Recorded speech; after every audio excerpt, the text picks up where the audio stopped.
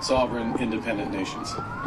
And I want to thank the President and the members of his cabinet that attended for welcoming me and my colleagues to the White House and for our very constructive discussions. I conveyed to the President today what our countries have long proven to be true, that Canada and the United States are stronger when we work together. We can get a better deal for our workers. We can create more opportunities for our businesses. We can build stronger economies across North America when we work together. And really today marked the end of the beginning of a process of the United States and Canada redefining that relationship of working together.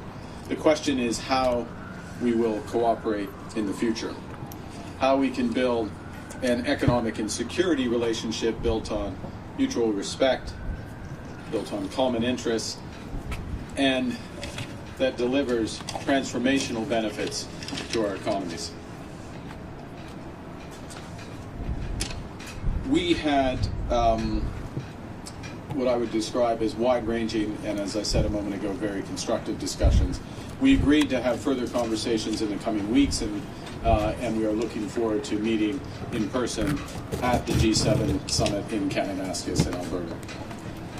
Now, while that's going on, in Canada, we will focus on what we can control. Alors, demain, je réunirai avec les premiers ministres pour une appel afin de faire le point sur les conversations que nous avons eues ici aujourd'hui et de discuter du travail qui nous attend. We are going to reinforce our strength at home.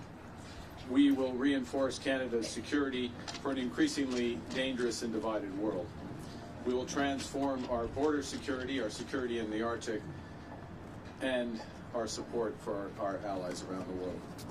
We'll build an economy that creates jobs, grows incomes, and withstands shocks. We're, in fact, the strongest economy in the G7, an economy that works for everyone.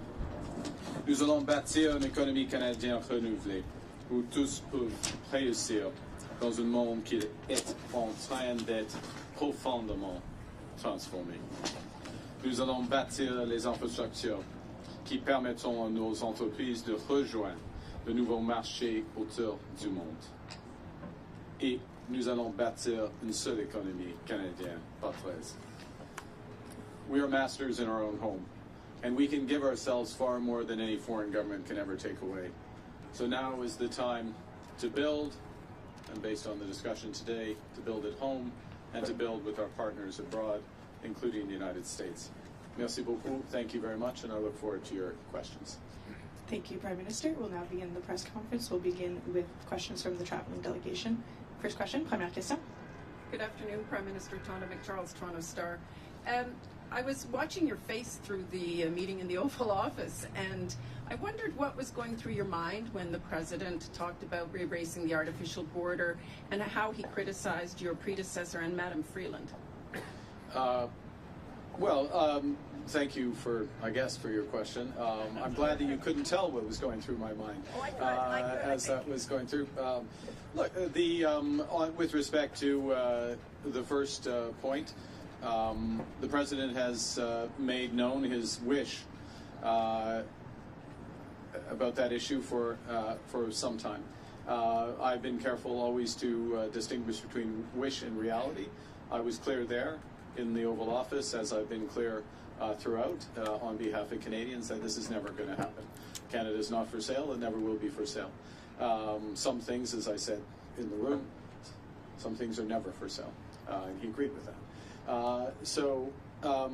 I distinguish between the two, and then with respect to the importance of reestablishing a constructive relationship for negotiations of a partnership, of an economic and security partnership, which is what we were here for.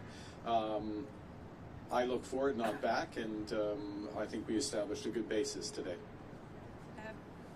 What gives you specifically any indication that the President is willing to renegotiate a new trade deal with you and drop tariffs? Apart from the fact that he said that he would, is willing to have that negotiation, I think that's the the main thing. That doesn't presuppose the outcome of the negotiation. As I've emphasized, it's a complex negotiation. There'll be zigs and zags, difficult aspects to it. But the prospect is there. We discussed it in more detail. And as I said a moment ago, we'll be following up, both between officials, but also he and I in the coming weeks. Thank you. Prime Minister Paul from CNN. Sorry, we were going to Oh, Thank you. Thank you. Bonjour, M. Carney. Bonjour, madame. Avec quoi ressortez-vous concrètement de cette rencontre avec M. Trump? Ouais, nous avons eu une discussion à travers des sujets géopolitiques et des sujets et des enjeux qui impliquent les relations commerciales du Canada et des États-Unis. Nous avons une trajet concrète. Nous avons eu un échange des perspectives en ce qui concerne les tarifs, les objectifs stratégiques des États-Unis, les objectifs stratégiques du Canada. Et il y a plusieurs enjeux sur lesquels on peut avancer les discussions. Alors, il y a un plan qui existe et une volonté qui existe entre les deux pays d'avancer les discussions. Mais il n'y a pas de décision sur n'importe quel tarif aujourd'hui. Quand il a été question, quand on a posé la question à M. Trump sur les tarifs, s'il avait l'intention, si vous pouviez faire quelque chose pour les lever, pour les supprimer, il a dit non. Comment est-ce que vous l'interprétez? Ce n'était pas une surprise pour moi. Pas du tout. Non, pas du tout. Parce qu'il c'est une situation très complexe. Hein. Il y a plusieurs tarifs. Il y a des liens entre les initiatives américaines. Il y a le monde qui est plus dangereux et divisé. Et il y a des liens entre nos relations sécuritaires et nos relations économiques. Alors, il n'y a pas une initiative canadienne qui peut changer cette situation. C'est la raison pour laquelle il faut avoir des discussions globales. Oui, mais ce que je voulais dire, c'est qu'il faut s'attendre encore à ce que plusieurs mois, dans les prochains mois, ça reste. Là. On verra. Non, on verra. On verra combien de temps ça va prendre. Prochaine question. C'est pas nécessairement comme ça. Hi, Prime Minister. Joanna Smith from The Logic. At one point during the meeting in the Oval Office, the President, when talking about the tariffs and talking about a deal, also made very clear that when it comes to autos, his goal is to have car makers make them in the U.S. and for the tariffs to not make any economical sense to be made in Canada anymore. Do you anticipate lifting tariffs on autos at any point? And what did you tell him in the room about that topic? Well, we had discussion about all the major issues in the room, so to speak, in the lunch afterwards, including autos, and specifically, without going into the full details, the strategic position of the North American auto industry, or more specifically, the Canadian-U.S. auto industry, versus foreign competition, including from Asia, and how that could be enhanced. I and the Canadian government, and I would say the Canadian auto industry, I would actually say the auto industry as a whole, is of the view that Canada, the Canadian auto workers, Canadian auto companies, Canadian parts companies, Canadian steel, Canadian aluminum, all play an important role in enhancing the competitiveness of American auto companies.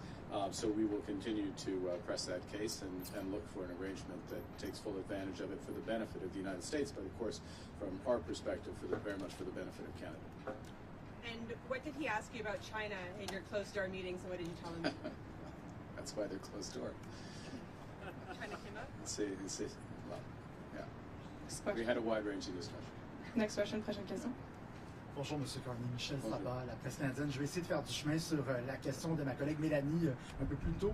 Est-ce que vous repartez avec quoi que ce soit de tangible au niveau du commerce des droits de douane? Et comme j'ai dit il y a quelques jours, je n'attendais pas qu'il y aura des fumées blancs ici. OK? Parce que ce sont des négociations, comme je viens de dire, très complexes. Il y a beaucoup d'aspects. Mais on a fait de progrès. on a fait du progrès. Nous avons eu des échanges très compréhensifs, très tangibles. Et il y aura des réunions entre les ministres et les fonctionnaires. Et puis, entre lui et moi, Monsieur le Président, et moi, sur l'appel, et en Alberta au mi-juin. Alors, on a fait du progrès, mais toujours dans les négociations commerciales, n'importe quelle négociation commerciale, il y a un processus et le fin, et pas nécessairement de progrès qui est apparent pendant les négociations. Ça, c'est la vie des négociations. Okay? Parlant de la... In English, to summarize, look, in a negotiation, you don't get like little elements of it. You get an end to a negotiation. We're having a very complex negotiation about a wide range of issues. And it's, as I said before I came here, I wouldn't have expected white smoke coming out of this meeting. That was not my expectation, because of the nature of the negotiation. So you don't expect to have specific progress as things move along, even when you're making progress, because it's that's why it's a global negotiation. Parlant de l'Alberta, que pensez-vous de l'idée de Daniel Smith d'encourager la tenue d'un référendum sur la souveraineté de l'Alberta? Le Canada est plus fort que quand nous travaillons ensemble comme Canadiens et Canadiens. Et je suis albertain. Et je crois fièrement en Canada. Alors, on peut poser des questions, mais pour moi, la réponse est claire. Canada's stronger when we work together. As an Albertan, I firmly believe that. You can always ask a question, but I know what I would respond clearly. Prochaine question, next question. Bonjour, M. Carney, Olivier Ferrand-Boissé de TVA. Est-ce que M. Trump vous a convaincu qu'il voulait bel et bien renégocier l'accord de libre-échange? Parce que ça semblait pas clair dans le bureau à Non, tout à l'heure. C'est clair. Oui? Oui. Okay. Vous avez dit à plusieurs reprises que...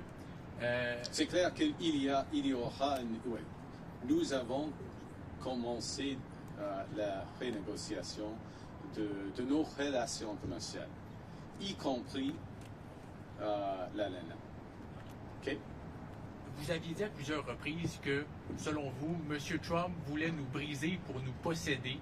Est-ce que c'est encore votre lecture de ses intentions après votre rencontre d'aujourd'hui? Je crois nous sommes forts. Et le Canada devient de plus en plus fort, jour après jour, semaine après semaine, avec le nouveau gouvernement. Alors, il va être dessous de cette idée. Prochaine question. Next question. Good afternoon, Prime Minister. JP Tasker, CBC News. How are you? Hi. I'm well, thank you, JP. Good. How are you? I'm good. Good.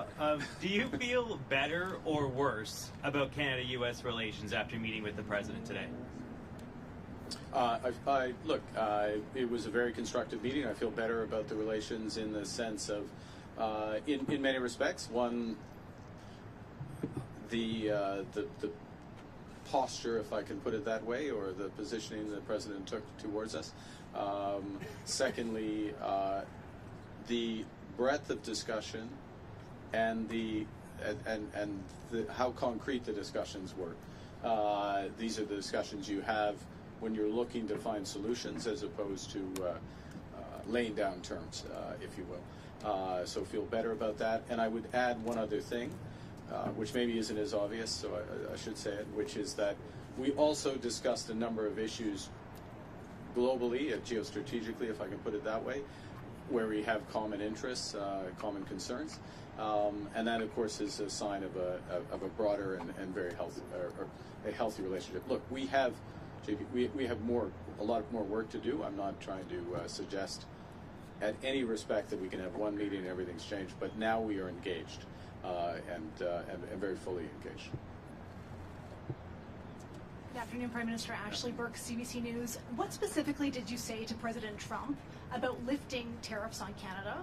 And based on your conversations, what do you think it would take to get those tariffs lifted, and how long could it take? Well, I can't answer the second part of your question because we don't make that decision. But certainly press the case in a number of areas where we think the tariffs should be lifted. And specifically, I'll give an example with respect to the scourge of fentanyl and the considerable efforts that have been made at our border and behind the border in terms of raids as well. Huge investments in border personnel, in drone surveillance, Black Hawk surveillance, and then those are being reinforced, as you would have seen during the campaign, commitments to another 2,000 in effect 1,000 border guards through CBSA, another 1,000 RCMP, further efforts there. And what we're seeing is huge results for this. Canada's contribution to this problem, cross-border problem, was always very small, but it's down by over 90% with the efforts. And it is an absolute focus of the government. So that is an example of where we would see the case being very strong for the tariffs to be removed. We've made that case. We'll see where that goes. In other areas, the tariffs are, in our view, not in the interests of American competitiveness and jobs. We have more work to do on making those cases on that. Thank you. Pardon? Sur le fentanyl, alors, nous avons fait beaucoup de progrès en ce qui concerne le fentanyl. Il y a une chute. On a commencé avec un niveau très bas par rapport au Mexique. C'est moins de 1%, mais il y avait une chute de niveau, le montant de fentanyl. C'est presque 0,1% maintenant.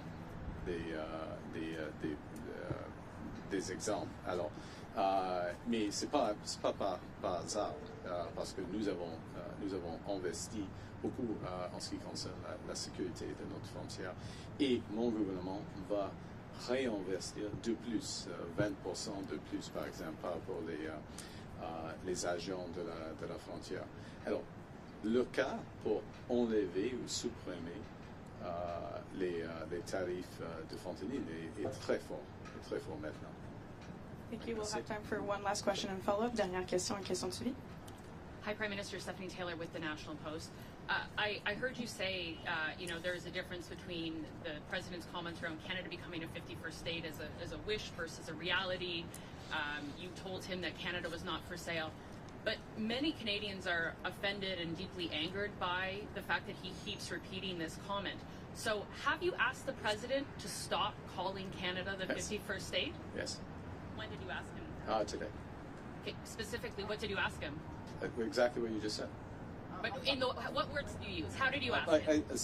Look, I gave you an answer. Do you have a follow-up? No.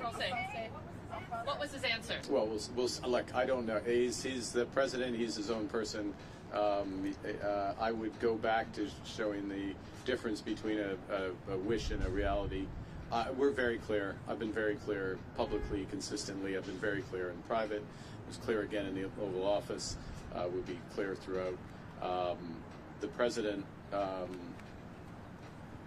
he understands that we're having a negotiation between sovereign nations, and that we will only pursue and accept a deal that's in the best interests of Canada, not just in the short term, but in the medium and long term for Canada. J'ai dit, c'est pas utile de répéter cette idée. Je l'ai dit à lui, mais le président, il va dire ce qu'il veut. Pas. Mais il y a une grande différence entre la réalité et la volonté, comme vous le savez. This will be the last question. Sorry, just last question. Okay. Steph didn't take a follow-up. So last question, please. Thank you. Hi, this is Vipal Manga from the Wall Street Journal. Given what's happened with the USMCA and the tariffs that Canada is facing, how do you trust that the U.S. right now is negotiating in good faith, and how do you trust the deal you signed? We'll make that determination over the course of the negotiations. I mean, that's the bottom line on that. It's a process. You see, and I would emphasize the following, which is that we have been in the process, as most would know, of an election, and so this is the point at which a serious discussion begins. And so we had the President, at his invitation, I'm here, he welcomed us. We had a very substantive, wide-ranging discussion with the President, but in the presence of the Vice President, the Secretary of Commerce, the Secretary of Foreign Affairs, and beyond, his Chief of Staff as well. Now I'm in trouble, Stephen Miller.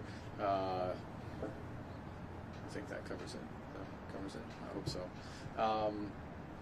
And we have some very specific things to follow up on and build out from that.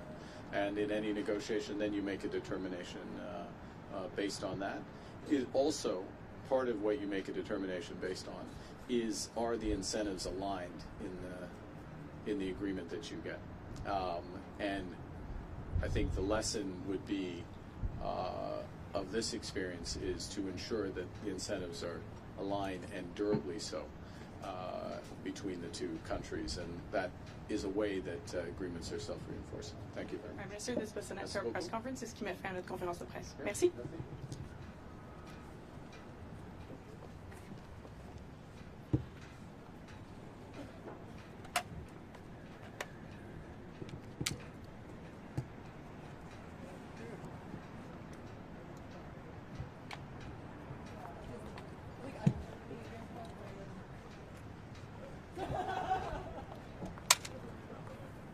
School, Brad? Yeah, no worries.